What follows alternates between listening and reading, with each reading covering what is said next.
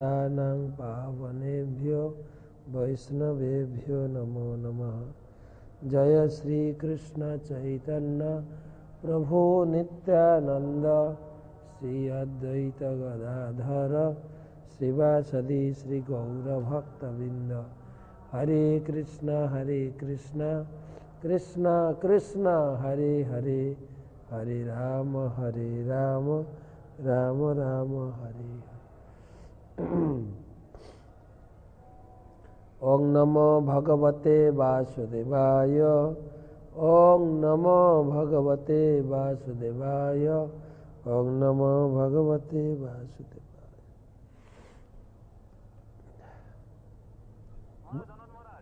बापे मैं क्लासे बसे गेलाम। हाँ अच्छा, 9টার দিকে থাকবে নাকি ওরা? ওকে, তাহলে 9:45 দিকে যদি একবার গাড়ি নিয়ে আসো তাহলে একবার ঘুরে আসবো। 8:45 8:45 রাইট?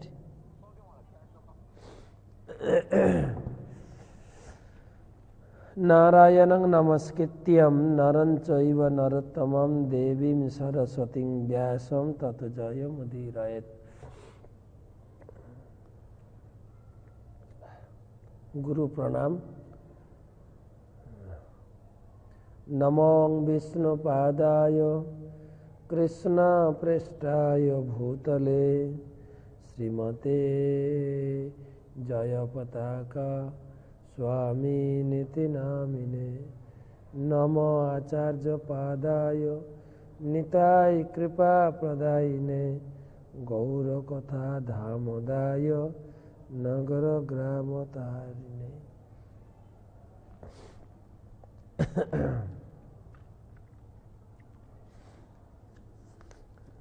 तमादिदेवं करुणानिधानं तमालवर्णं सुहितावतारम्।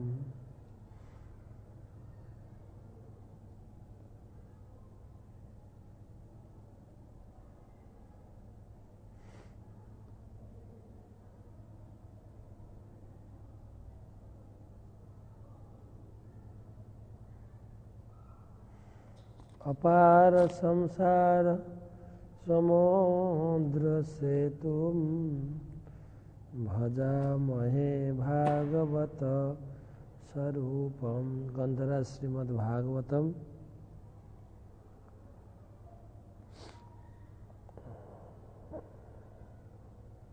प्रथम स्कंध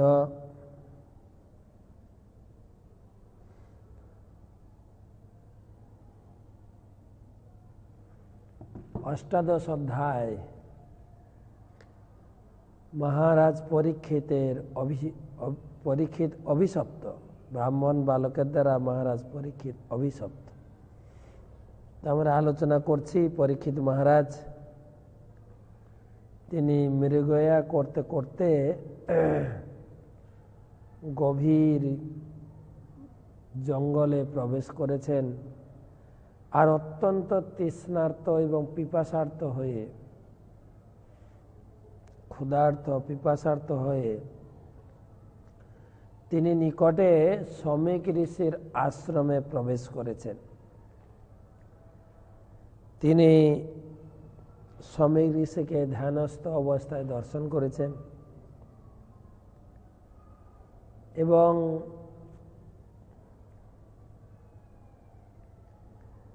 তিনি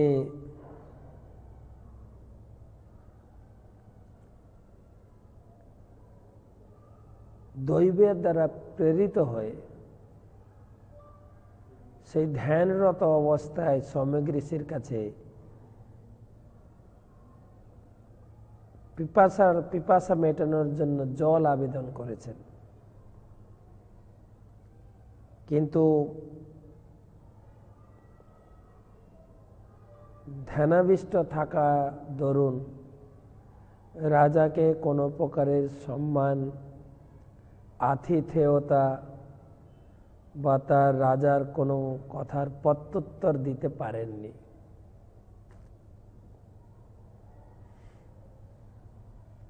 রাজা নিজেকে অপমানিত বোধ করে তিনি মুনির গলায় একটা মৃত সর্প জড়িয়ে দিয়ে চলে যান। এই পর্যন্ত আমরা কালকে পড়েছি, তার পরবর্তী অংশ আজকে।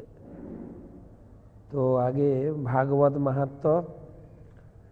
মহারাজ প্রচারস্তু শ্রীমদ্ ভাগবতম সুত শৃণন্তি যে নরা ভক্ত্যা তেষাং বশ্যো ভবাম্যহম। মহারাজ প্রচারস্তু শ্রীমদ্ ভাগবতম সুত শৃণন্তি যে নরা ভক্ত্যা তেষাং বশ্যো ভবাম্যহম। ভগবান বলেন, হে পুত্র, মহারাজোচিত সামগ্রী সমূহে যুক্ত হয়ে ভক্তি ভরে যে শ্রীমদ্ ভাগবতের কথা শ্রবণ করে আমি তার বশীভূত হয়ে যাই।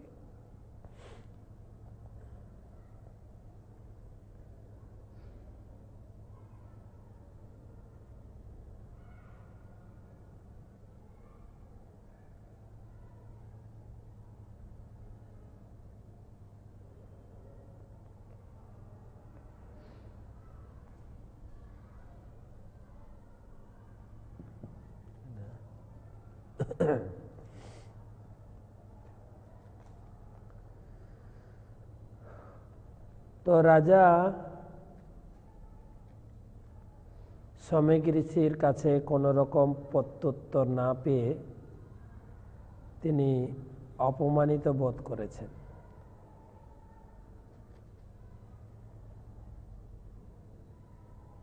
তো তিনি গৃহে ফিরে গেছেন, রাজপ্রাসাদে ফিরে গেছেন। সেখান থেকে আজকে আলোচনা শুরু। আজকে আলোচনা শুরু করব 31তম শ্লোক, শ্লোক নাম্বার 31।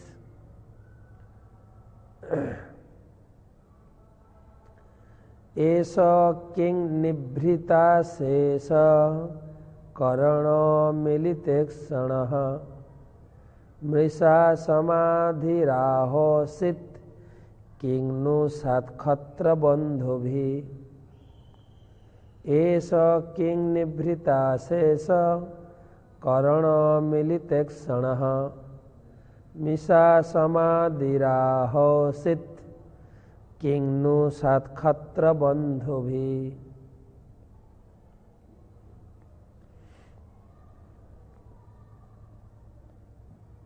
এই শ্লোকে, এই সমস্ত শ্লোকগুলি অনেক তাৎপর্যপূর্ণ এবং এর অর্থ গভীর। আমরা যেন হালকাভাবে না নিই, সেই জন্য প্রভুপাদ এই শ্লোকগুলির উপর বিস্তারিত তাৎপর্য দিয়েছেন, যেন আমরা ঘটনাটাকে ভুলভাবে না গ্রহণ করি। তো গতকালকে পর্যন্ত আমরা শুনেছি রাজা যখন অপমানিত হয়ে অপমানিত বোধ করলেন, অপমানিত হলেন না, নিজে নিজে মনে করলেন যে আমাকে কেন সম্মান করা হচ্ছে না, আমি একজন এখানকার রাজা। তো তিনি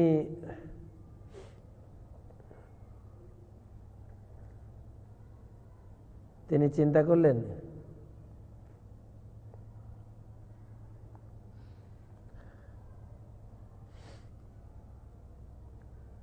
যে আমার সম্মান পাওয়া উচিত, আর তিনি নিজেকে অপমানিত বোধ করে নিয়ে ফিরে যাচ্ছেন রাজপ্রাসাদে। হঠাৎ দেখেন কুটিরের বাইরে একটা মৃত সর্প পড়ে আছে। তিনি ধনুকের যা দিয়ে ধনুকষ্টা নিধায় পুরমাগত বিনির্গচ্ছন, ধনুকের অগ্রভাগ দিয়ে সাপটা তুলে মুনির গলায় জড়িয়ে দিয়ে চললেন বাড়ি। তো রাজপ্রাসাদে পৌঁছেছেন, গৃহে প্রত্যাবর্তন করে তিনি মনে মনে ভাবতে লাগলেন সেই ঋষি কি সত্যি সত্যি তার ইন্দ্রিয় সমূহ একাগ্র করে নিমিলিত নেত্রে ধ্যান করছিলেন, নাকি একজন ক্ষত্রবন্ধুকে অভ্যর্থনা না করার জন্য সমাধিমগ্ন হওয়ার ভান করছিলেন? আসল ঘটনাটা কি? আমি গতকালকে একটু হিন্টস দিয়েছিলাম আপনাদের।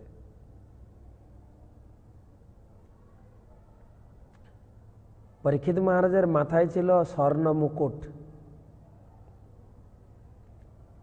আর আমরা শুনেছি স্বর্ণ মুকুটে সোনা যেখানে কলি থাকে, যতক্ষণ সোনার মুকুটটা মাথায় ছিল কলি গ্রাস করেছিল, মাথাটা বিগড়ে দিয়েছিল।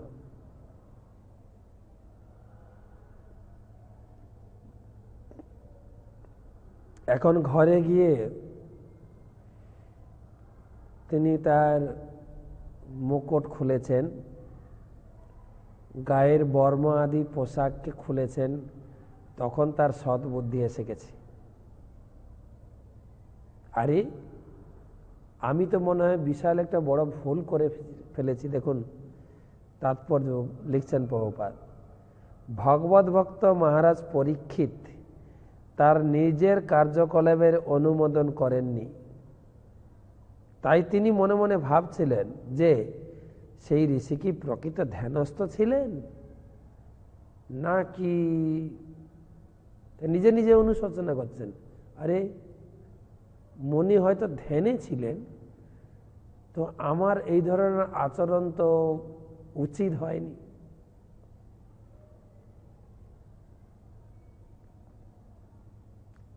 আরো লিখছেন প্রভুপাদ, সৎ ব্যক্তির মন কোনো ভুল করা মাত্রই অনুতপ্ত হয়। রাজা যে তার পূর্বকৃত পাপকর্মের ফলে এইরকম আচরণ করেছিলেন এ কথা আচার্যরা স্বীকার করেননি। তবে কেন, কিভাবে হলো না, তাকে ভগবত ধামে ফিরিয়ে নেওয়ার জন্য ভগবানের এটি একটা ছিল পরিকল্পনা মাত্র। পরীক্ষিত মহারাজ কেনই বা ভুল করবেন না, এটা ছিল একটা ভগবানের পরিকল্পনা। যখন কেউ ভুল করে, ভুলের তো একটা শাস্তি বা সাজা হয়, কিন্তু ভুলের সব থেকে বড় প্রায়শ্চিত্ত হচ্ছে অনুতপ্ত হওয়া। কিংন নিবৃত্ততা সেন করুণা নিমিত্ত লেখছেন, কি তিনি মিশা সমাধিরহ, তিনি কি অর্ধনিমিলিত নেত্রে সমাধি অবস্থা ছিলেন? হতে পারে আমার একটা বড় ভুল হয়ে গেল, অনুশোচনা। যেরকম ভাগবতমে অনেক ঘটনা পাওয়া যায়, তার ভিতরে দুটো ঘটনা খুবই প্রসিদ্ধ। একটা হচ্ছে ব্রহ্ম বিমোহন লীলা, আর একটা হচ্ছে ভগবানের গিরি গোবর্ধন ধারণ লীলা। দুটো লীলা খুব প্রসিদ্ধ। ভগবান ব্রহ্মাকে লাগিয়েছিলেন, ব্রহ্মা এত বড় কি করে ভুল করতে পারেন? ব্রহ্ম বিমোহন লীলা, ব্রহ্মা তিনি বৃন্দাবন ধামে এসেছিলেন ভগবানকে দর্শন করার জন্য। ভগবান কৃষ্ণ বাল লীলায় গোপ সখাদের নিয়ে তিনি গোচারণ লীলায় যেতেন। একদিন তিনি অঘাসুর বধ করে তার সখাদের সঙ্গে বসে সকালের ভোজন সারছিলেন, আর সে অভূতপূর্ব দৃষ্টি ছিল। সব সখারা গোল হয়ে বসেছেন, মধ্যমণি হিসাবে গোপাল আমাদের বজরাজ কানাই, সখারা কানাইকে নিয়ে উৎসব করছেন। প্রত্যেকের আপন আপন ঘর থেকে আনা সেই ভোজন নিজে নিজে আস্বাদন করছেন, আর যেটা অত্যন্ত সুস্বাদু, আর সুস্বাদু জিনিস কানাইকে বলছে, কানাই দেখো আমার মা কত স্বাদিষ্ট এই লাড্ডু বানিয়েছি।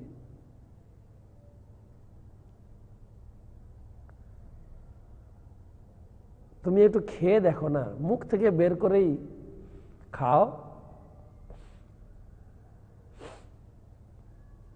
আর তার ভিতরে একটা পেটুক ছিল, পেটুক সখা, মধুমঙ্গল।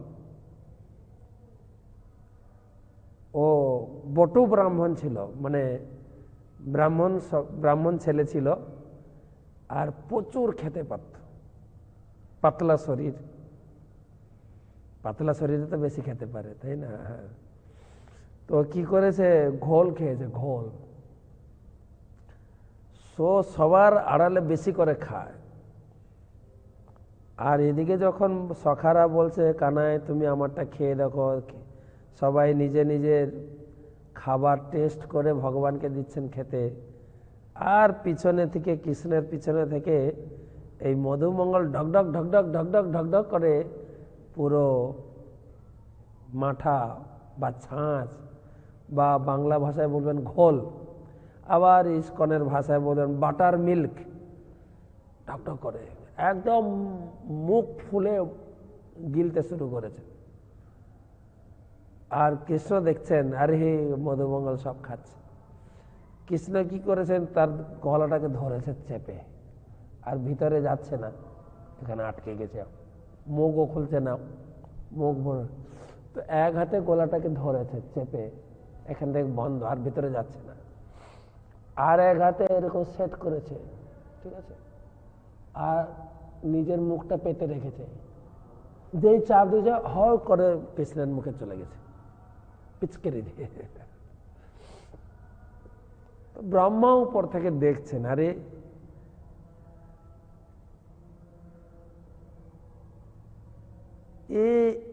এ কৃষ্ণ কি ভগবান? কি করে হয়? সখাদের সঙ্গে খেলা করছেন আর সবার এঁঠো খাচ্ছে, এটা কি করে হয়? সেটা ছিল বেদজ্ঞ ব্রাহ্মণ। ব্রহ্মা তো বেদজ্ঞ, কেননা পুরো বেদ ভগবান নিজে পড়িয়েছেন। বেদে বলা হয়েছে, শাস্ত্রে বলা হয়েছে ভগবানকে কিভাবে ভোগ লাগাতে হয়, যেটা আমরা শিখেছি গুরুদেবের কাছে। আপনাকে শুদ্ধভাবে জিনিসপত্র সংগ্রহ করতে হবে। আপনার বাগানে থাক, ধান জমিতে থাক, ক্ষেত জমিতে থাক, অথবা বাজার থেকে খুব ভালোভাবে কিনবেন জিনিসগুলো, ভালো করে রাখবেন, ধুয়ে সুন্দরভাবে রাখবেন, তাকে সুন্দরভাবে আমান্য করবেন। আমান্য মানে কাটবেন রান্নার জন্য। তারপরে শুদ্ধ চিন্তাতে রান্না করতে হবে, এবং সেগুলো সুন্দর ভোগের থালাতে সুন্দর করে সাজিয়ে এবং পরিষ্কার তুলসী মঞ্জরি দিয়ে ভগবানের সামনে নিবেদন করে দরজা বন্ধ করে দিয়ে ভগবানকে আকুলভাবে মন্ত্র উচ্চারণ করে প্রার্থনা করতে হয়। আর ভগবান এসে ভোগ গ্রহণ করেন। তারপরে বাইরে এসে গায়ত্রী মন্ত্র জপ, হরিনাম জপ করে ধ্যানস্থ হতে হয় যে গুরুদেব রাধারানীর হাতে দিচ্ছেন, রাধারানী কৃষ্ণকে খাওয়াচ্ছেন। রাধিকার পক্কয়ন্ন বিবিধ ব্যঞ্জন, পরম আনন্দে কৃষ্ণ করেন ভোজন। গান করতে হয়, ভোগারতি কীর্তন।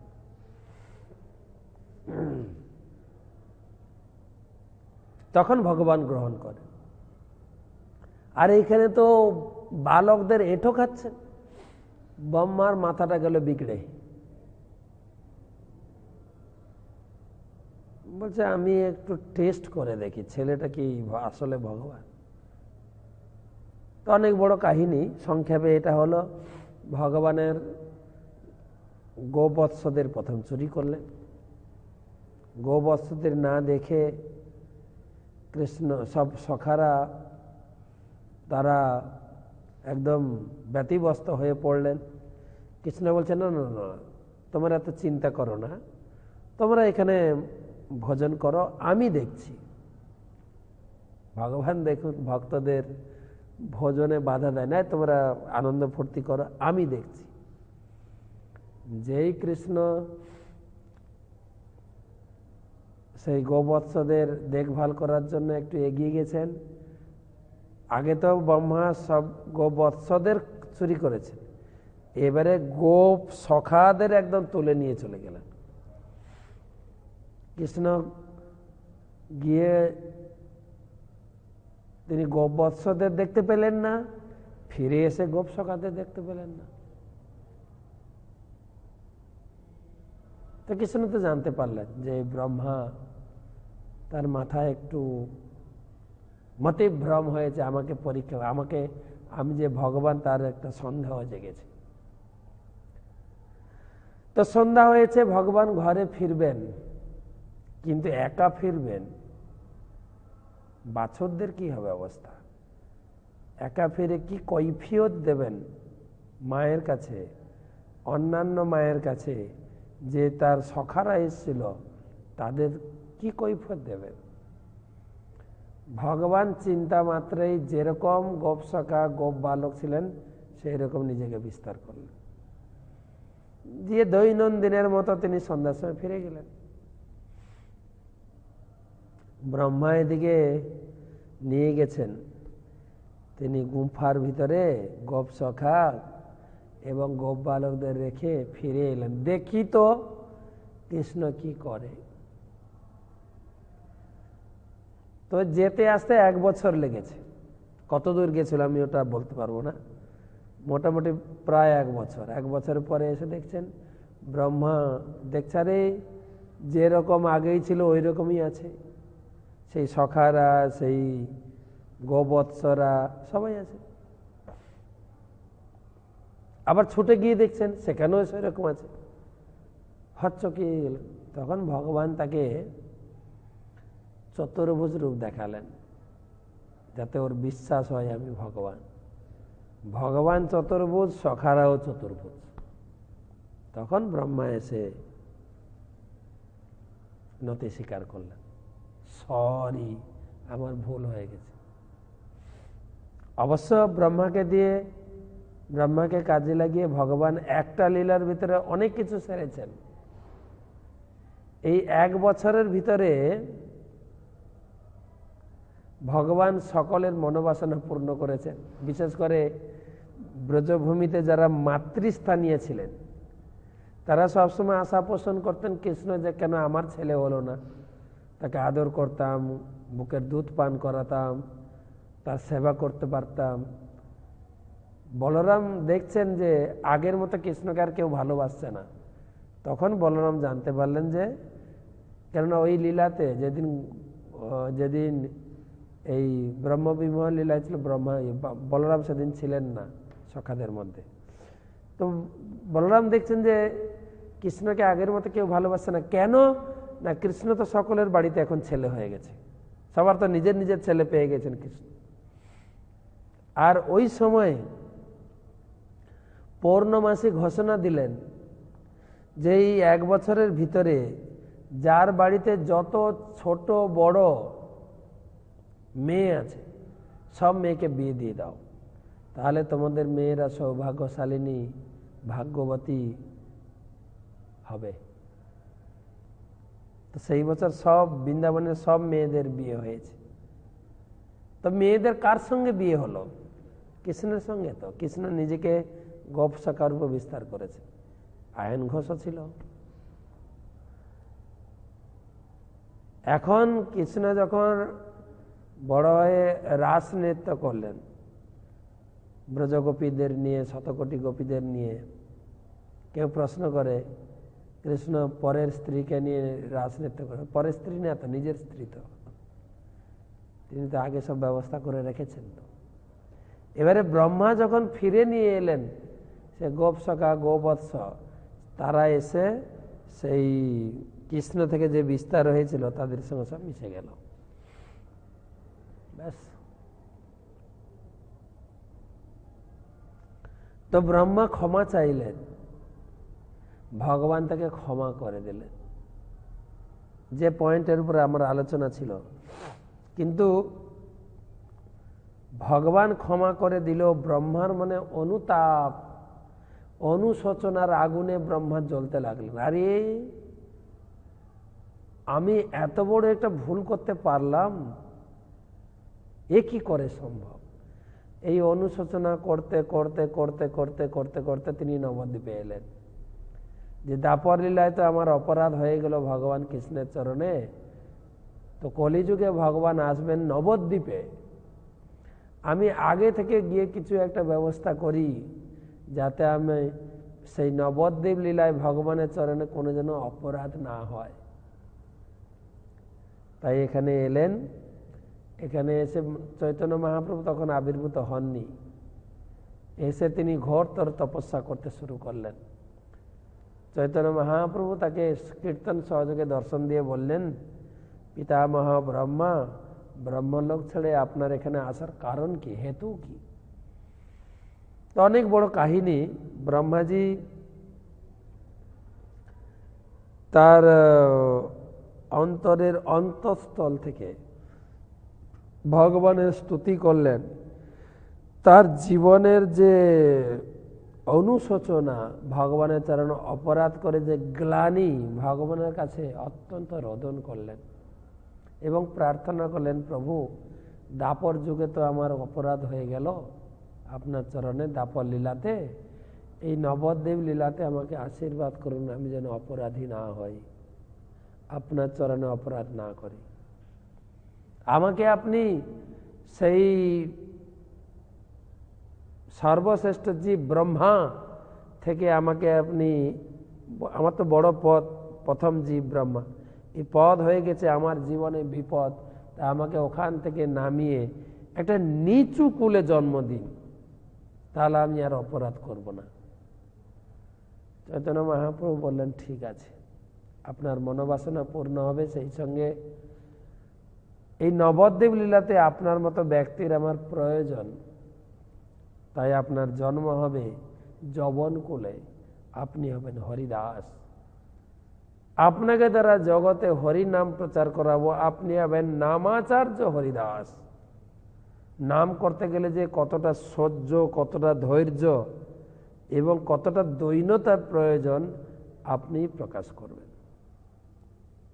তাই ব্রহ্মা তার অন্তরের প্রার্থনা নিবেদন করেছিলেন চৈতন্যদেবকে এবং চৈতন্যদেব সেটা গ্র্যান্ট করেছিলেন। সেই জন্য যে জায়গায় ব্রহ্মা তপস্যা করেছিলেন সেই জায়গার নাম হচ্ছে অন্তর্দ্বীপ। নবদ্বীপে 9টা দ্বীপ আছে।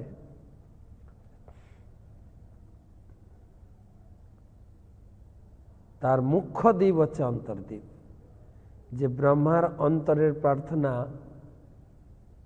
চৈতন্যদেব অনুমোদন করেছিলেন। তথাস্তু। এরকম নবদ্বীপে 9টা দ্বীপ আমরা পরিক্রমা করি, অনেক কথা, অনেক আলোচনা। সেরকম ইন্দ্র এই যে গিরি গোবর্ধন লীলায় প্রচুর 7 দিন টানা বৃষ্টি দিলেন, তারপরে তিনিও ক্ষমা প্রার্থনা করলেন এবং ভগবান তাকে ক্ষমা করে দিলেন। ইন্দ্রের মন সন্তুষ্ট হলো না, অনুশোচনা করতে করতে তিনিও নবদ্বীপে এলেন। এই নবদ্বীপ হচ্ছে অপরাধ মুক্ত হওয়ার মেন স্থান।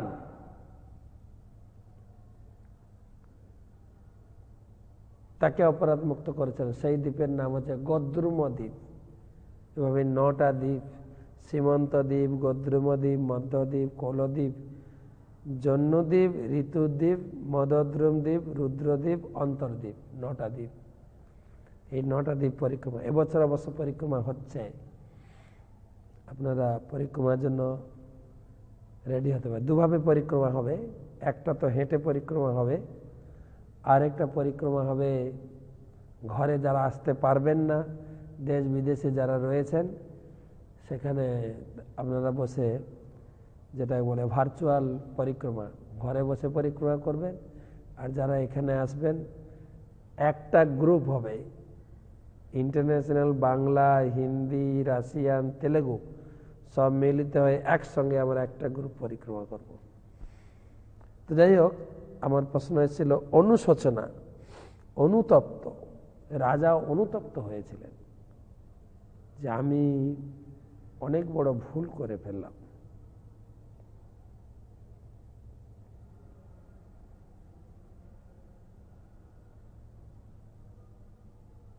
প্রভুপাদ কিন্তু বারে বারে সাবধান করছেন শ্রোতাদেরকে, পাঠকদেরকে, শুদ্ধ ভক্তের জাগতিক নৈরাশ্য তাকে অপ্রাকৃত স্তরে অধিষ্ঠিত করার উপায় মাত্র।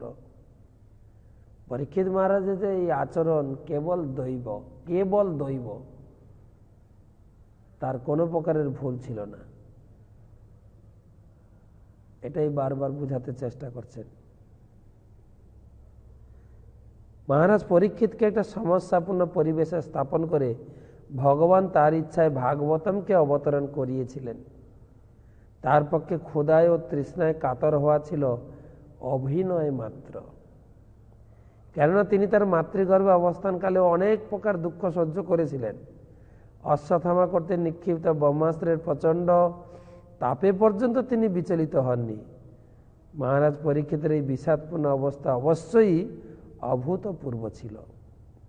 মহারাজ পরীক্ষিতের মতো ভক্তরা এই ধরনের বিপদ ভগবানের কৃপায় অনায়াসে সহ্য করতে পারেন, তারা কখনো বিচলিত হন না। সুতরাং এই প্রসঙ্গে এই পরিস্থিতি ভগবানের কর্তৃকই পরিচালিত হয়েছে। তো রাজা ঘরে এসে অনুতপ্ত হয়েছিলেন। এদিকে কি হয়েছে, কলি রাজা তো সম্যক ঋষির গলায় একটা মৃতসর্প জড়িয়ে দিয়ে চলে এসেছে, এদিকে কলি সেই ঋষির পুত্রকে গিয়ে খচিয়েছেন, একদম খেপিয়ে তুলেছেন। জানো তোমার বাবার প্রতি পরীক্ষিত মহারাজ কি অবমাননা করেছেন, গিয়ে দেখো। তস্য পুত্র হিত তেজস্বী বিহরণ বালকর্ভকৈ রাজ্ঞাঘং প্রাপিতম তাতম শ্রুত্যা তত্রেদমব্রবীত। তস্য পুত্র হিত তেজস্বী বিহরণ বালকর্ভকৈ রাজ্ঞাঘং প্রাপিতম তাতম শ্রুত্যা তত্রেদমব্রবীত।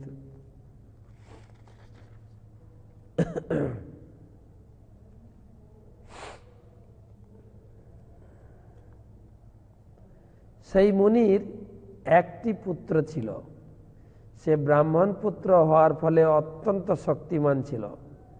সে যখন অন্য বালকদের সঙ্গে খেলা করছিল তখন সে জানতে পেরে রাজা কিভাবে তার পিতাকে লাঞ্ছিত করেছে। তৎক্ষণাৎ সেই বালক ওইখানে দাঁড়িয়ে কথা বলা শুরু করেছে।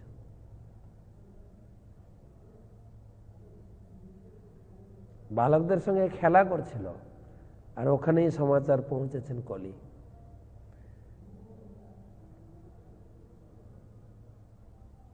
কলি প্রপাত লিখছেন, কলি প্রথমে এই ব্রাহ্মণ্য সংস্কৃতি নষ্ট করার মাধ্যমে প্রবেশ করেছে, প্রথমে আঘাত করেছে ব্রাহ্মণ্য সংস্কৃতি, কথা হলেই অভিশাপ। এভাবে অভিশাপের বলে তেজ ক্ষয় হয়, ব্রাহ্মণের শক্তি নষ্ট হয়ে যায়। আর সে ছিল অপরিণত।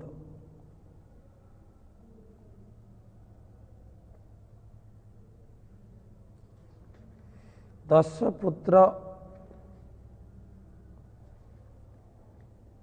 পুত্র অতি তেজস্বী, শ্লোকে দেখেন, বিহরণ বালক অর্ভকই। অর্ভকই মানে হচ্ছে, অর্ভক মানে শিশু বলা হয়, শিশু। সে বালক ছিল শিশু, শিশুদের সঙ্গে খেলা করছিল, কিন্তু অতি তেজস্বী, ব্রাহ্মণ পুত্র তেজ ছিল। রাজ্ঞা অঘং প্রাপিতম তাত, তাত মানে পিতা, তোমার পিতাকে রাজা অপমান করেছেন। সত্যা তদে তত্রেম অব্রবীত, শোনার মাত্রই সেখানে বলা শুরু করেছে। অহো অধর্ম পালানাম পিবাম বলি ভুজামিব স্বামীনঘ্যম যদাস্যানম দ্বারপানম শুনামিব। খুব কর্কশ বাক্যে, অহো অধর্ম পালানাম পিবাম, বলিভুজামিব স্বামীনঘ্যম যদা যদ্যাসানম দ্বারপানম সুনামিব। বালক বলছেন, দেখো শাসকেরা কিরকম পাপ আচরণ পরায়ণ হয়ে গেছে। কাক এবং দাগ রক্ষক কুকুরের সঙ্গে যাদের তুলনা করা হয়, আজ কিনা তারাই প্রভুর অতি পাপাচরণে পাবৃত হয়েছে। রাজাকে অত্যন্ত অশালীল ভাষা প্রয়োগ করে গালি দিচ্ছে, কুকুর কোথাকার।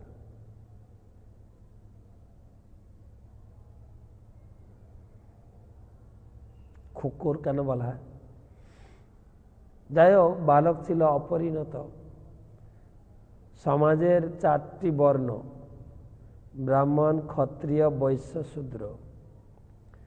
ব্রাহ্মণ হচ্ছে মাথা, ক্ষত্রিয় হচ্ছে বাহু, বৈশ্য হচ্ছে উদর বা পেট, পেটের দায়িত্ব বৈশ্য, তারা যোগান দেবে, আর শূদ্র হচ্ছে পা। তো কলি সমাজের মাথা থেকে ধরেছে, ব্রাহ্মণের মাথাটা বিগড়েছে।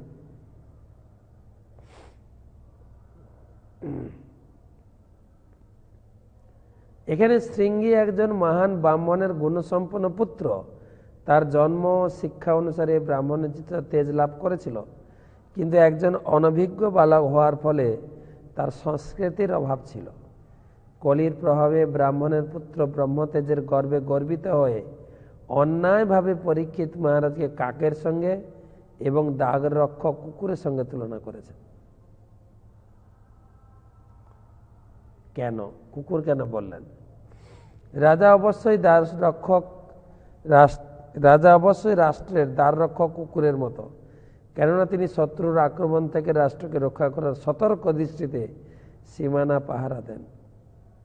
কিন্তু তা বলে একটি কুকুরের সঙ্গে তুলনা করা এই ব্রাহ্মণ বালকের সংস্কৃতির অভাবের পরিচয়। কুকুর এই অর্থে বলেছেন যে ব্রাহ্মণই তাকে রাজ্য পরিচালনা করতে আদেশ দিয়েছেন, ব্রাহ্মণের নির্দেশেই রাজ্য পরিচালনা করেন।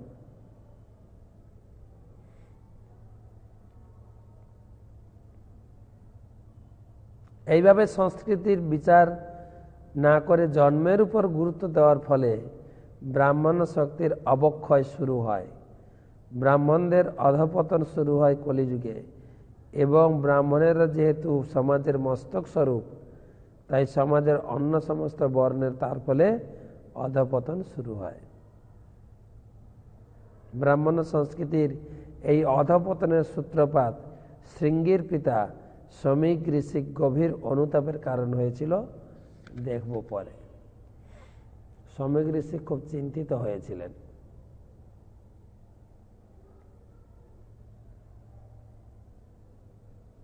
একই কথা আরেকটা শ্লোকেও বলছেন, ব্রাহ্মণই ক্ষত্র বন্ধুর্হি গৃহপাল নিরূপিতঃ সকতম তৎ গৃহে দাস্ত সভাণ্ডম ভক্তুমার্হতি। ব্রাহ্মণই ক্ষত্র বন্ধুর্হি গৃহপাল নিরূপিতঃ সকতম তৎ গৃহে দাস্ত সভাণ্ডম ভক্তুমার্হতি।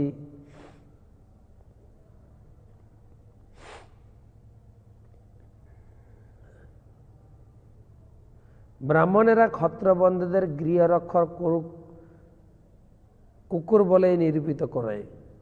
তারা অবশ্যই দ্বারদেশে থাকবে। তারা কিসের ভিত্তিতে গৃহে প্রবেশ করে প্রভুর সঙ্গে এক পাত্রে ভোজন করার সাহস পায়?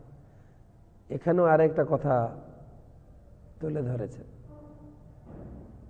সে নাকি ঘরে ঢুকে আমার পিতার কাছে জল চেয়েছে, এত বড় সাহস পায় কোত্থেকে? কুকুররা ঘরে ঢুকতে পারে না,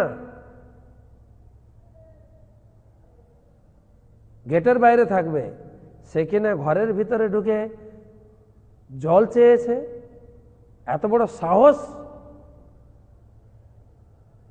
সবার সামনে বলছে ঘরে ঢুকে জল চেয়েছে। তো এত বড় সাহস পায় কোত্থেকে? ব্রাহ্মণই ক্ষত্র বন্ধবে গৃহপাল নির্বিত। ব্রাহ্মণেরা এই ক্ষত্রিয়দেরকে গৃহপালিত কুকুরের মতো মনে করে, আর তারা সভাণ্ডম ভক্তর মহারাসে, বাইরে যা ফেলে দেওয়া হবে সেটুকু খাবে, ঘরের ভিতরে ঢুকে গেছিল। এত বড় সাহস! সে প্রতিষ্ঠা করতে চেয়েছিল আমার বাবার কোনো দোষ নেই। সে রাজাকে একজন দ্বার রক্ষক কুকুরের সঙ্গে তুলনা করেছিল এবং প্রতিপন্ন করতে চেয়েছিল যে রাজার পক্ষে ব্রাহ্মণের গৃহে প্রবেশ করে তার পাত্র থেকে জল পান করতে চাওয়া অন্যায় আচরণ। এই বালকের মতে রাজারা অন্যায় আচরণ করেছিলেন, তার পিতা করেননি। এইভাবে সে মৌন পিতার আচরণ ন্যায়সঙ্গত বলে প্রমাণ করতে চেয়েছিল।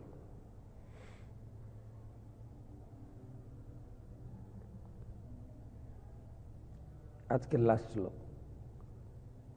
কৃষ্ণে গতে ভগবতী শাস্ত্রযুৎপথগামিনাম তদ্ভন্ন সেতু নদ্যাহম শাস্মি পশ্যত মে বলম। কৃষ্ণে গতে ভগবতী শাস্ত্রযুৎপথগামিনাম তদ্ভিন্ন সেতু নদ্যাহম শাস্মি পশ্যত মে বলম। সকলের পরম শাসক পরমেশ্বর ভগবান শ্রীকৃষ্ণ স্বধামে গমন করেছিলেন বলে এই সমস্ত উচ্ছৃঙ্খল লোকেরা তাদের প্রভাব বিস্তার করছে। আমি তাদের দণ্ডদান করছি, আমার শক্তি দেখো। তো আজকে আর দণ্ডদানে নিয়ে যাব না আপনাদের। আজকে তো আপনারা খুব এনজয় করেছেন, জাগতিক একটা দিন উৎসব করেছেন, তো তার ভিতরে দণ্ডদান করাটা, তো দণ্ডদানটা আমরা কালকে করাবো। জল হাতে নিয়ে ওখান থেকে অভিশাপ দেবেন। তো এখানে একটা ইঙ্গিত দিয়েছেন যে ক্ষুদ্র ব্রহ্মতেজের প্রভাবে মদমত্ত সেই অনভিজ্ঞ ব্রাহ্মণ কলির দ্বারা প্রভাবিত হয়েছিল। মহারাজ পূর্বে উল্লিখিত 4টি স্থানে অনুমতি থাকা দিয়েছিলেন, কিন্তু সুদক্ষ শাসন ব্যবস্থা কলি তার রাজ্যে থাকবার উপযুক্ত জায়গা খুঁজে পায়নি। তাই কলি আধিপত্য প্রতিষ্ঠা করার সুযোগ করছিল এবং ভগবানের কৃপা সে অনভিজ্ঞ অহংকারে মত্ত ব্রহ্মবন্ধুর মধ্যে একটি ছিদ্র খুঁজে পেয়েছিল। কি না, বাবার প্রতি এরকম অপমানকে ধরে নিয়ে সে ক্রোধান্বিত হয়ে সে অভিশাপ দিতে শুরু করছিল। সেই ক্ষুদ্র ব্রাহ্মণ তার ধ্বংসকারী শক্তি প্রদর্শন করতে চেয়েছিল এবং সে মহারাজ পরীক্ষিতের মতো মহান একজন রাজাকে দণ্ডদান করতে চেয়েছিল, দুঃসাহস করছিল। শ্রীকৃষ্ণের অপকটের পর এই স্থান অধিকার করতে চেয়েছিল। কলির দ্বারা প্রভাবিত যে সমস্ত উৎপতগামী মানুষ কৃষ্ণের স্থান অধিকার করতে চায় তারা এই প্রকার আচরণ করে। কৃষ্ণের অপকটের পর বহু প্রতারক অবতার সাজার চেষ্টা করে এবং তারা মিথ্যা প্রতিষ্ঠা লাভের জনগণকে ভ্রান্ত পথে পরিচালিত করে। ব্রাহ্মণ বালক সিংহীর মাধ্যমে কলির উপর আধিপত্য বিস্তার করার সুযোগ লাভ করেছিল। তো যা যা যা যা আলোচনা করা হলো, ভগবান কৃষ্ণ যখনই চলে গেছেন তখন থেকে কলি সুযোগ খুঁজছিল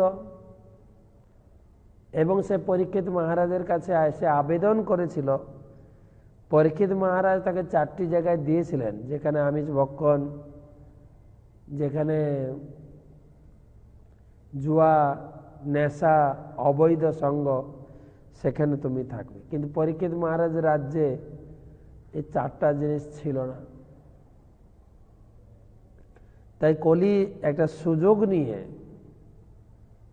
এইভাবে ঢোকার প্রথম ব্রাহ্মণ সংস্কৃতিকে নষ্ট করলেন। তাদের ব্রাহ্মণ সংস্কৃতি নষ্ট মানে তাদের অত্যন্ত সংযমী হওয়া দরকার। ব্রাহ্মণের গুণাবলী দিয়েছেন, সম দম তপ শৌচম ক্ষান্তি আর্জবমে বচ, গীতায় বলেছেন।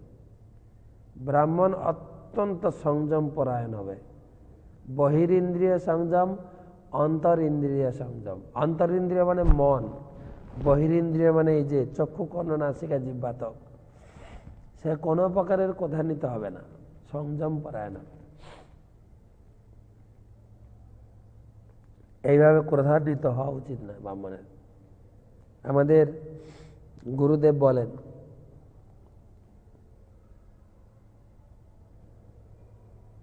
যে আমাদের গুরুদেব যাকে ব্রাহ্মণ মন্ত্রে ব্রাহ্মণ দীক্ষা দিয়েছেন, তাদের প্রতি তিনি নির্দেশ দিয়ে থাকেন যে আমরা যেন অত্যন্ত সংযত থাকি এবং আমরা যেন অত্যন্ত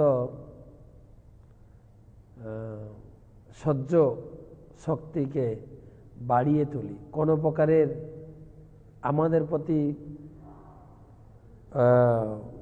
ভুল আচরণ বা অসহনীয় আচরণ যদি কেউ করেও, আমরা যেন কোনো প্রকারের এই সিঙ্গি ঋষির মতো অভিশাপ না দিই। এই অভিশাপের ফলে আমাদের ব্রাহ্মণ্য শক্তি নষ্ট হতে পারে, গুরুদেব বলছেন। তাই দুটো দিক, একটা তো অভিশাপ দিলে কাউকে লেগে যেতেও পারে, আর দ্বিতীয়ত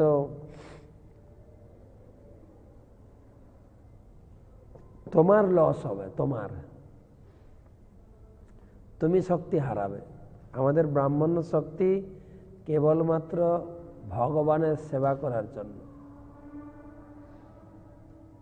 বৈষ্ণব ধর্মে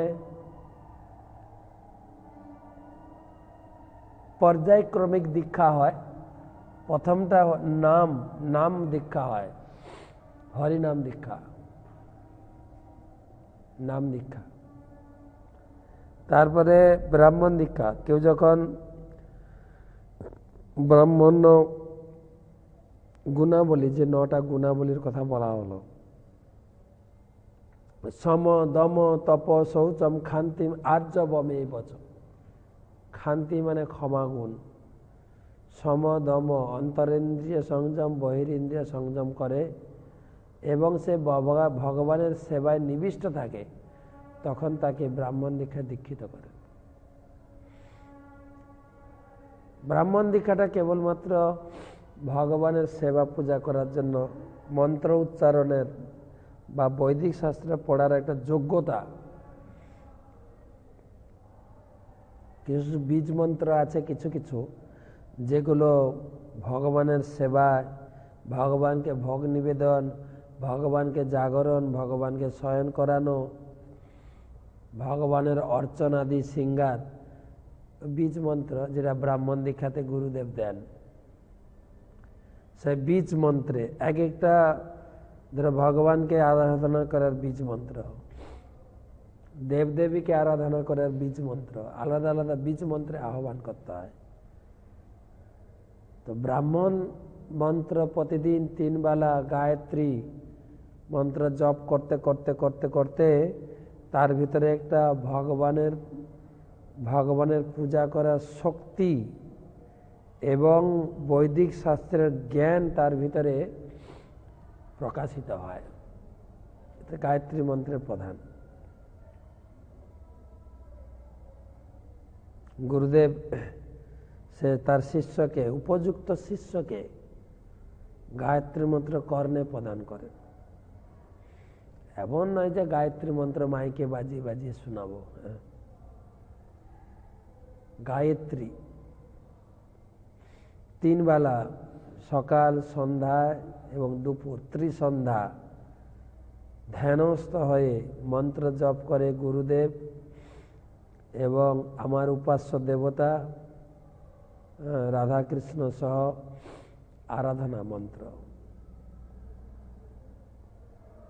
সত্যং পরম ধীমহি ধ্যানস্থ হতে পারে গায়ত্রী মন্ত্রে। অনেক উন্নত মন্ত্র, অনেক উন্নত।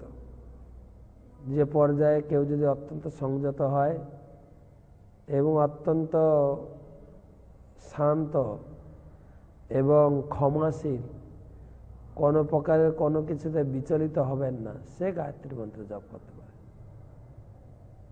গায়ত্রী। তাই এরকম যে ব্রাহ্মণ বালক অত্যন্ত ক্রোধী, তেজান্বিত, এরকম ভাষা, এটা ব্রাহ্মণের ভাষা নয়। যদিও কলিযুগে ব্রাহ্মণ সংস্কৃতি নষ্ট হয়েছে সিঙ্গির মুনি কাছ থেকে, তবে শাস্ত্রে এও বিধান আছে, জন্ম না জায়তে শূদ্র, আমি যে কোলে জন্মগ্রহণ করি না কেন আমি শূদ্র। সংস্কারাৎ ভাবে দ্বিজ, ধীরে ধীরে যদি সে ব্রাহ্মণ গুণ অর্জন করে তবে সে ব্রাহ্মণ পদবাচ্য লাভ করবে। ভগবান গীতায় বলছেন চাতুর্বর্ণ মায়াসৃষ্টং গুণকর্ম বিভাগ, চারটি বর্ণ বিভাগ আমি সৃষ্টি করেছি গুণ এবং কর্ম অনুসারে। কর্ম, ব্রাহ্মণ হয়ে কি কর্ম করবে? ষটকর্ম নিপুণ বিপ্র, মন্ত্র তন্ত্র বিশারদ। ব্রাহ্মণের 6টা কাজ। ব্রাহ্মণের যজন যাজন, পূজা করবেন, পূজা শিক্ষা দেবেন জগৎকে। পঠন পাঠন, শাস্ত্র পাঠ করবেন, শাস্ত্র পাঠ শোনাবেন। দান প্রতিগ্রহ, তিনি দান গ্রহণ করবেন, তার পরিবর্তে আশীর্বাদ স্বরূপ প্রসাদ দেবেন। এই ব্রাহ্মণের 6টা কাজ। এমন নয় যে ব্রাহ্মণ চাকরি করবে, ব্রাহ্মণ ব্যবসা করবে। ব্যবসা তো বৈশ্যদের কাজ, চাকরি তো শূদ্রদের কাজ। চাকর থেকে চাকরি কথাটা আছে, ব্রাহ্মণ চাকরি করে না। ব্রাহ্মণ কেবল ভগবানের চাকরি করে। তো সুতরাং গুণ, একটা যে গুণ, ব্রাহ্মণ হচ্ছে সত্যগুণ, ক্ষত্রিয় হচ্ছে রজগুণ, সবসময় ক্রোধ তেজ, আর বৈশ্য হচ্ছে তম রজ মিশ্রিত, আর শূদ্র হচ্ছে তমগুণ। এটা গুণ, আর একটা হচ্ছে কর্ম। কি কর্ম আমি করছি?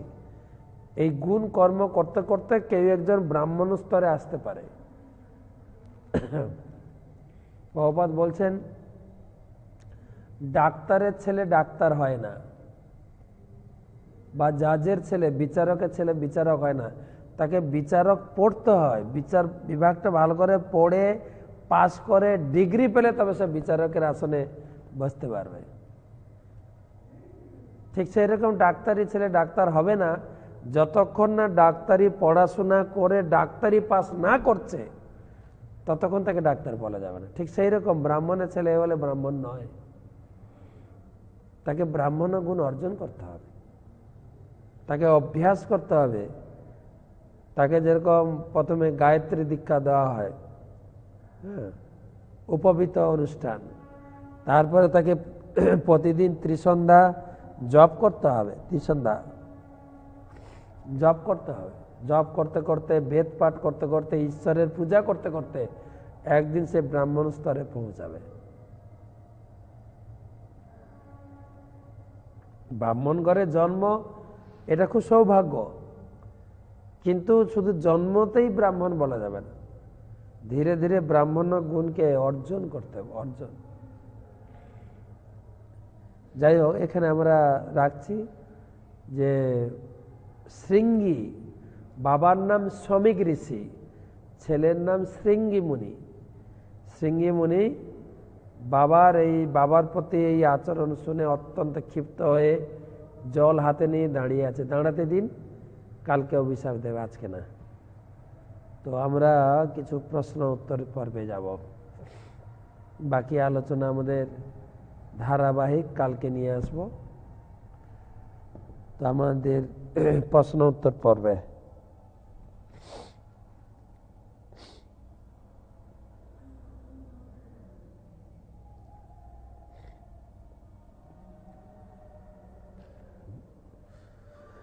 প্রথম প্রশ্ন, নাম তো দেখছি না।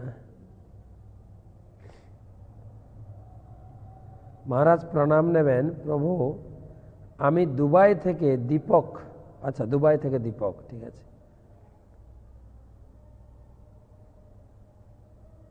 ইন্দ্র কলিযুগে কি রূপে এসেছিল? ইন্দ্র কি রূপে এসেছিল? ইন্দ্র আমাকে একটু দেখতে হবে। তবে ইন্দ্র এসেছিলেন এখানে গদ্রুম দ্বীপে বসে তপস্যা করছিলেন, এবং তখন চৈতন্য মহাপ্রভু আসেননি, আবির্ভূত হননি। ইন্দ্র তিনি অনেক দিন তপস্যা করলেন। তপস্যা করার পরে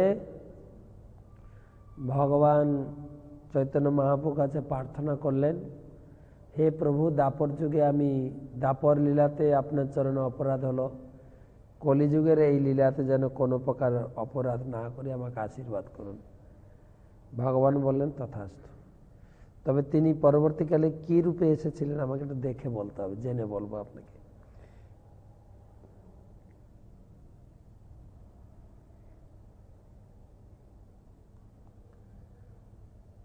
পরবর্তী প্রশ্ন, সুরজিৎ প্রামাণিক, দক্ষিণ 24 পরগনা থেকে। আজকের বক্তৃতায় একটি বিষয় অনুযায়ী নবদ্বীপের 9টি দ্বীপের সংক্ষেপে মাহাত্ম্য কৃপা করে বলুন। এটা অনেক বড় ক্লাস। আমি 9টা দ্বীপের নাম বলেছি। প্রথম দ্বীপ হচ্ছে সীমন্ত দ্বীপ। পার্বতী এসে ওখানে গৌরাঙ্গ মহাপ্রভুর আরাধনা করেছিলেন। সেটাও গৌরাঙ্গ মহাপ্রভু আসার আগে, এবং গৌরাঙ্গ মহাপ্রভুকে দর্শন করে গৌরাঙ্গ মহাপ্রভু চরণের ধুলি মাতা পার্বতী তার সিথিতে লাগিয়েছিলেন। যেরকম মায়েরা সিঁদুর পরেন না, তো গৌরাঙ্গ মহাপ্রভু চরণের ধুলি সিথিতে লাগিয়েছিলেন। সেই জন্য ওই দ্বীপের নাম সীমন্ত দ্বীপ। পার্বতীর নাম হচ্ছে সীমন্তিনী মাতা। গদ্রুম দ্বীপে গো মানে হচ্ছে গাভী, ধ্রুব মানে বিশাল বৃক্ষ। একটা বিশাল বটবৃক্ষের নিচে ইন্দ্র এবং সুরভি গাভী তপস্যা করেছিলেন। গাভীর নাম অনুকরণে সেই দ্বীপের নাম গোদ্রুম দ্বীপ। তারপরে তৃতীয় দ্বীপ হচ্ছে মধ্যদ্বীপ। সৃষ্টির শুরুতে সত্যযুগে ব্রহ্মার প্রথম সন্তান সপ্তর্ষি ঋষি ক্রতু, পুলহ, পুলস্ত, বশিষ্ঠ আদি সপ্তর্ষি ঋষি ব্রহ্মা থেকে জন্মগ্রহণ করে ব্রহ্মার কাছে জানতে চাইলেন। ব্রহ্মা বলেন তোমরা যাও তপস্যা করো। তো তখন ব্রহ্মা বললেন যে তোমরা নবদ্বীপে যাও তপস্যা করো। নবদ্বীপে গিয়ে তপস্যা করবে। এখন ক্লাস চলছে, পরে কথা বলুন। তপস্যা করলেন নবদ্বীপে। তো নবদ্বীপে এসে এখানে তপস্যা করেছিলেন। ব্রহ্মা বললেন সেখানে যাও, সেখানে তপস্যা করলে খুব শীঘ্রই ভগবানকে তোমরা লাভ করতে পারবে। তাই তাদের তপস্যায় ভগবান সত্যযুগে গৌরাঙ্গ মহাপ্রভুকে দর্শন দিয়েছিলেন মধ্যাহ্ন সময় দর্শন দিয়েছিলেন। তাই ওই দ্বীপের নাম মধ্যদ্বীপ। তারপরে যাব কোলদ্বীপ। কোল মানে বরাহ ভগবান। ভগবান বরাহ দেব রূপে সেই দ্বীপে আবির্ভূত হয়েছিলেন, কোলদ্বীপ। তারপরে জন্মদ্বীপ। কত নম্বর দ্বীপ হলো? সীমন্ত দ্বীপ, মধ্যদ্বীপ, গদ্রুম দ্বীপ,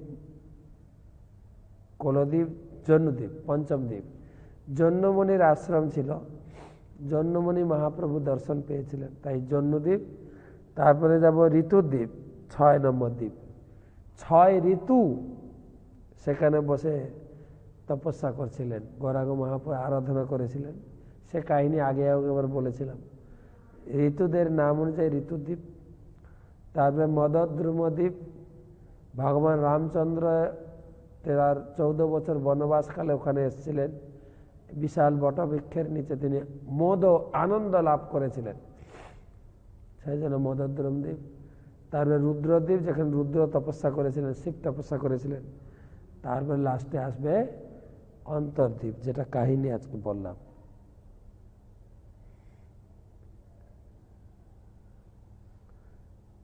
বালি হাওড়া থেকে গৌরাঙ্গ এবং প্রতিমা কারণ, কৃপা করে ধ্রুব মহারাজ সম্বন্ধে আলোচনা করলে উপকৃত হব। ধ্রুব মহারাজ সম্বন্ধে ভাগবতমের 4th স্কন্ধে বিস্তারিত পাবেন।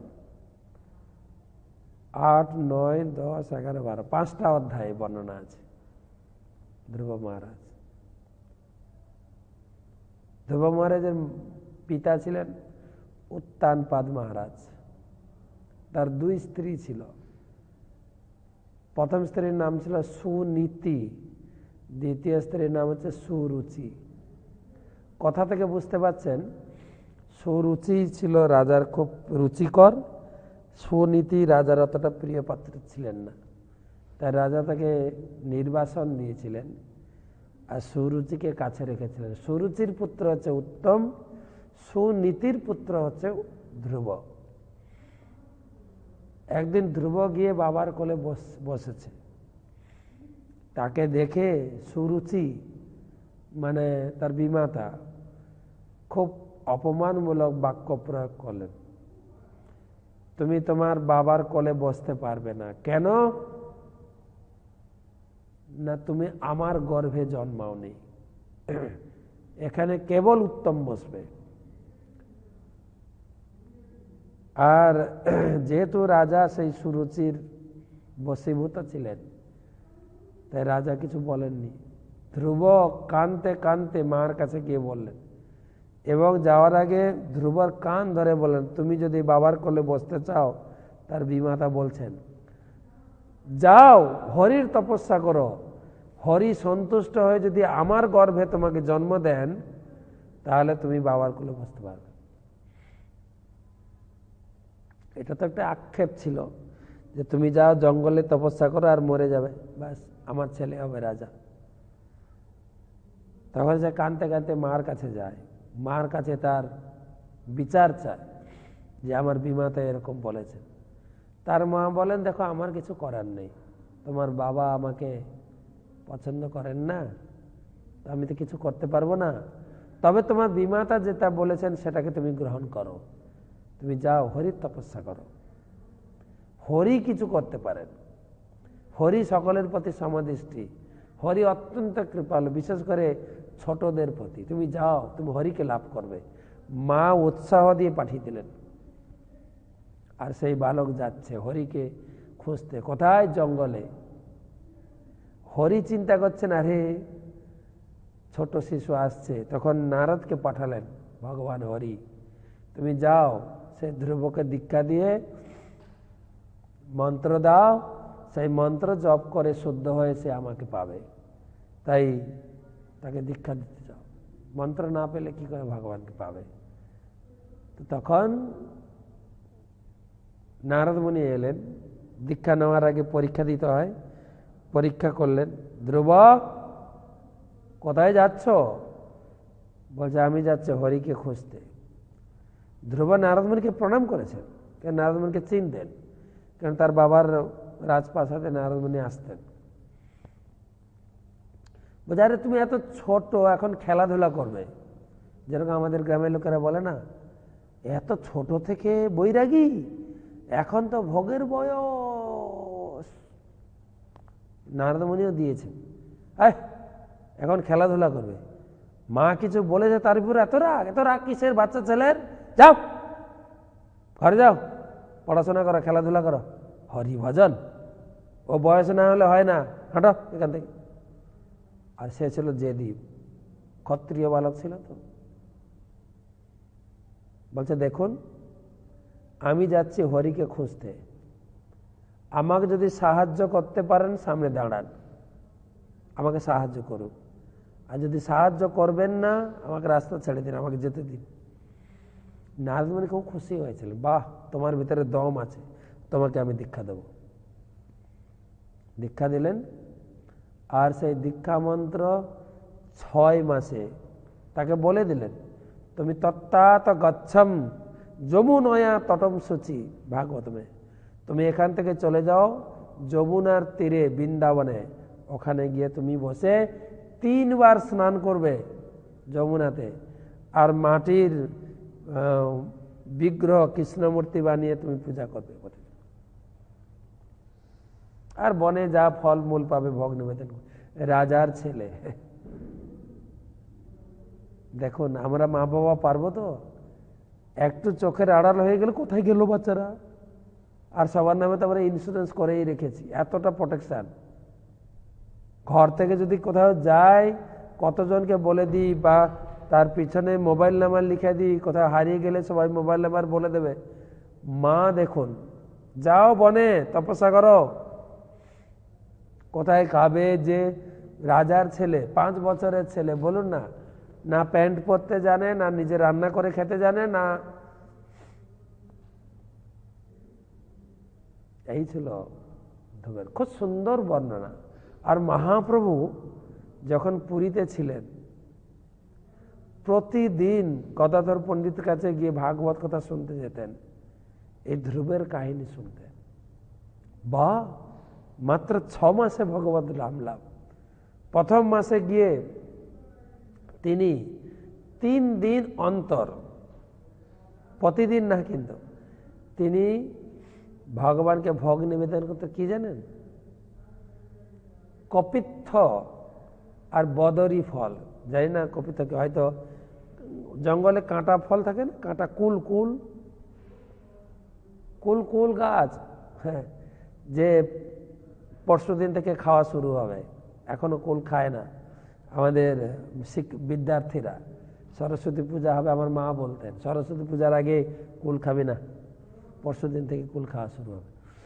এটা তো বাজারে, এটা তো চাষ করা কুল, কিন্তু জঙ্গলে যে কুল হয় ছোট ছোট কুল, আর কপিত্থ মানে কদবেল, যেগুলো খায় না, সেগুলো নিয়ে এসে ভগবানকে নিবেদন করে খেত। তারপরে 6 দিন অন্তর তিনি ঝরে পড়া পাতা ভগবানকে নিবেদন করে খেত। পাতা আমরাও খাই, কচি পাতা, আবার স্যালাড বানিয়ে খাই। ওই স্যালাড বানানো ধ্রুব মহারাজের জানা ছিল না। ওই শুকনো পাতা যা পেত ভগবানের নিবেদন চিবে চিবে। কদিন অন্তর? আমরা দিনে 3 বার খাই, আর ধ্রুব মহারাজ প্রথম স্টার্ট করলেন 3 দিনে 1 বার। ডাক্তার শুনলে বলবে, হ্যাঁ এরকম হতে পারে নাকি? ডাক্তার কাছে আপনি যাবেন, 1 ঘন্টা অন্তর আপনাকে খেতে হবে, মানে ডাক্তার কাছে যাওয়া মানে আপনার অবস্থা শেষ।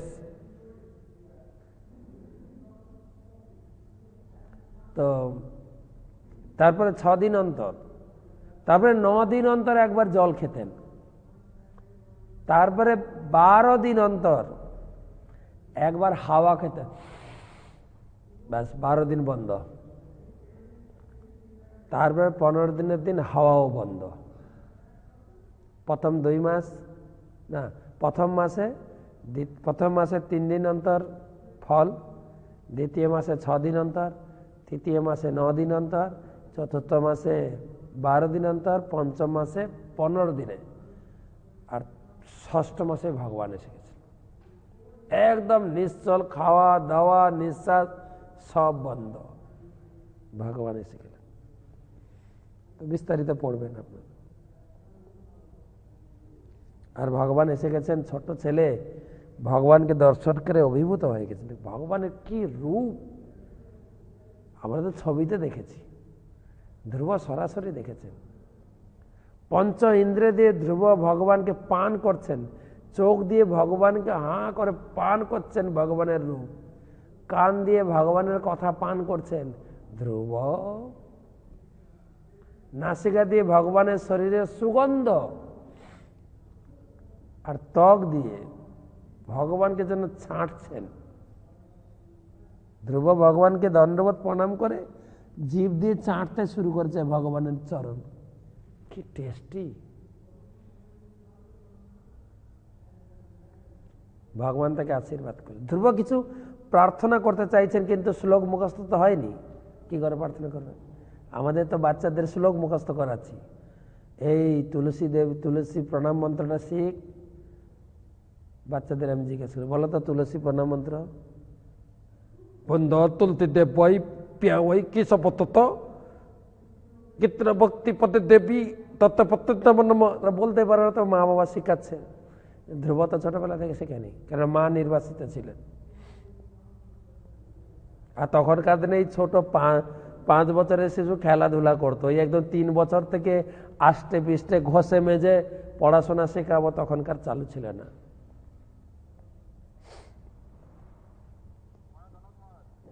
পাঁচ মিনিট। তো ধ্রুব কিছু বলতে পারছে না, কি বলবে? ভগবান দেখছেন ধ্রুব কিছু বলতে চাইছেন, কিছু প্রার্থনা করবেন। কম্বনা স্পর্শ এসতো, ভগবানের শঙ্খ স্পর্শ করে দিলেন। আর শঙ্খের ভিতরে তো পুরো বেদ জ্ঞানের প্যাকেজ আছে। প্যাকেজ বুঝেন তো, যেরকম ডাটা ট্রান্সফার হয় না, এই কম্পিউটার থেকে ওই কম্পিউটার, এই মোবাইল থেকে ওই মোবাইল, সিঙ্ক করে দিলে সব চলে যাবে। আর সিঙ্ক করে দিলেন ভগবান, পুরো শঙ্খের ভিতরে সব আছে। কেননা শঙ্খতে ফোঁ দেয় না ভগবান, মুখের সব ভিতরে সব কিছু আছে। যেই শঙ্খ স্পর্শ করে দিলেন, ধ্রুব স্তুতি করতে পারবেন, ধ্রুবের স্তুতি পড়বেন। হে প্রভু, আমি কাঁচের টুকরো খুঁজতে এসেছিলাম, পেয়ে গেছি আপনার মতো কাঞ্চন, আমি আর কিছু চাই না প্রভু। ধ্রুব তুমি কি চাও? বলছে একটা জিনিস চাই প্রভু, প্লিজ দেবেন। বলছে বলো না, কি চাও তুমি? আমি 100 সহস্র কান চাই, কান। কান কান নিয়ে কি করবে? তোমার লীলা কথা শ্রবণ করব, ভাগবত কথা শ্রবণ করব, তোমার মহিমা শ্রবণ করতে করতে আমি বিভোর হয়ে থাকবো, এই আশীর্বাদটুকু করো। ভগবান বললেন ঠিক আছে, সেটা তুমি পাবে, কিন্তু তার আগে তুমি তো বাসনা করেছ বড় রাজ্য পাওয়ার জন্য, তুমি 36,000 বছর রাজত্ব করবে, তারপরে তুমি আমার কাছে ফিরে আসবে। অনেক বড় কাহিনী। আপনাকে অনুরোধ করো, ভাগবতমের 4th স্কন্ধ 8ম অধ্যায় থেকে 12 অধ্যায় বর্ণনা। তার আগেও বর্ণনা সুন্দর আছে। 1ম অধ্যায় থেকে 7ম অধ্যায় পর্যন্ত শ্বশুর জামাইয়ের ঝগড়া পড়বেন। শ্বশুর জামাই ঝগড়া মানে জানেন তো, দক্ষ রাজার শিবের কাহিনী ইন্টারেস্টিং, তারপরে ধ্রুবের কাহিনী আসবে। সময় তো হয়ে গেল, আর একটা প্রশ্ন নেব।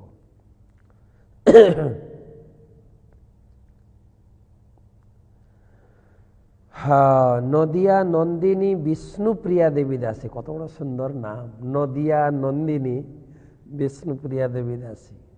ধন্য, খুব সুন্দর নাম।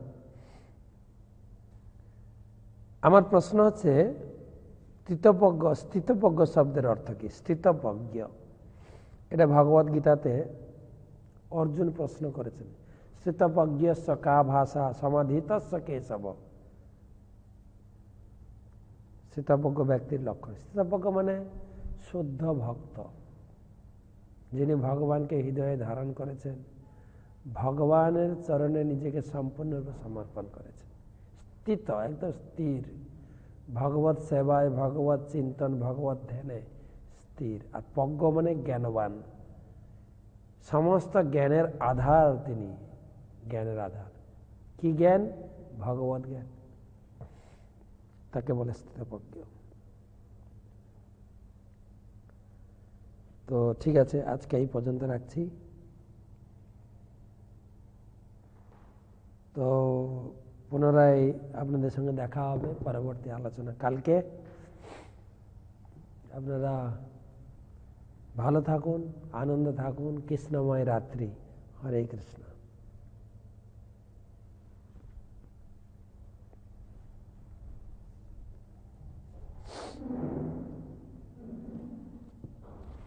গাড়ি নিয়ে অপেক্ষা করতে যায়।